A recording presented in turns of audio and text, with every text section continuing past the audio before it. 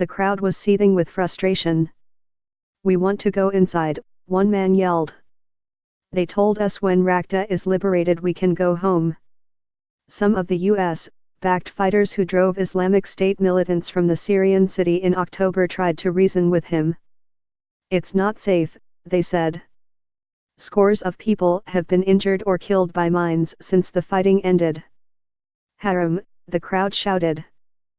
"This is wrong. There have been many such testy exchanges at checkpoints as the fighters known as the Syrian Democratic Forces, an alliance of Kurdish and Arab militias, wrestle with the difficult business of governing a swath of territory reclaimed from Islamic State in northeastern Syria. The challenges are especially acute in the city that Islamic State claimed as its capital and ruled with a bloodthirsty grip. Nearly 2 months after its capture, Raqqa remains a rubble-strewn ghost town. The entire population, nearly 300,000 people, fled over more than 4 years of fighting, moving into displacement camps and crowding in with relatives in cities scattered across Syria and beyond. About 8,000 former residents have been allowed to return to a handful of outlying neighborhoods. But humanitarian workers say it could be years before most can go home. The city is riddled with deadly booby traps and unexploded ordnance. Bombs have been found under rugs, inside ovens and refrigerators and, in at least one instance, stuffed into a teddy bear.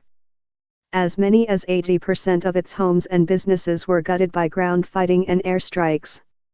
And vital infrastructure, electricity plants, water pumps, sewer lines, hospitals, schools, was destroyed.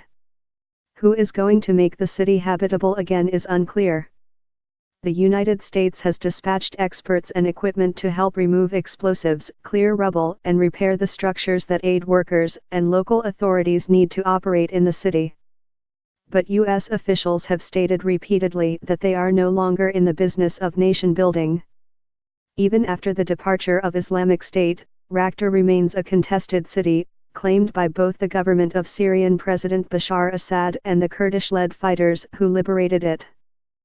In the absence of a broader political settlement, the victorious Syrian forces have set up a civilian council made up of local tribal leaders and technocrats to administer the province to which Raqqa belongs. But the council does not have the resources to rebuild an entire city.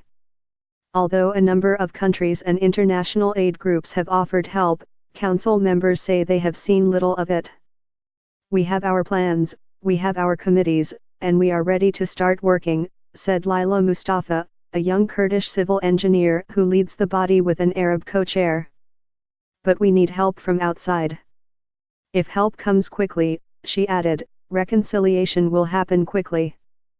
But as weeks stretch into months, frustration is building among Raqqa's displaced multitudes, frustration that some here worry could turn the mostly Arab population against the Kurdish-led liberators and create fertile ground for an Islamic State comeback.